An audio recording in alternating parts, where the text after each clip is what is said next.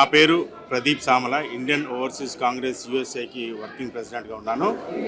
ఈరోజు న్యూజెర్సీలో royal Albert ప్యాలెస్లో మన సీఎం రేవంత్ రెడ్డి గారిని ఆహ్వానించడానికి చాలా భారీ ఎత్తున ఏర్పాట్లు చేయబోతున్నాం. ఇంకో కొద్ది సమయంలో ఇక్కడ రాబోతున్నారు. నిన్న జేఎఫ్కే ఎయిర్పోర్ట్కు రిసీవ్ చేసుకోవడానికి దాదాపు ఒక 500 మంది డయాస్పోరా నుంచి, ఐఓసీ నుంచి, కమ్యూనిటీ లీడర్స్ అందరూ కూడా వెళ్ళడం జరిగింది. ఘన స్వాగతం పలకడం జరిగింది. ఇంతకుముందు మేము ఎన్నోసార్లు రేవంత్ రెడ్డి గారిని హోస్ట్ చేసినాము. ఇది మొదటిసారి ఆయన సీఎంగా ఇక్కడికి వస్తున్నారు. చాలామంది ఎక్సైటెడ్గా ఉన్నారు.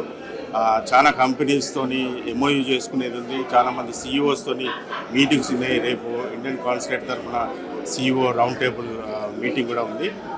ఇక్కడి నుంచి నెక్స్ట్ వచ్చేసి వాషింగ్టన్ డీసీ, అక్కడ అఫీషియల్స్ని కలుసుకొని దాని తర్వాత డాలస్లో అక్కడ ఉన్న కంపెనీ సీఈఓలతోని అక్కడ ఒక చిన్న మినీ మీటింగ్ ఒకటి అక్కడ ఏర్పాటు చేసుకోవడం జరిగింది.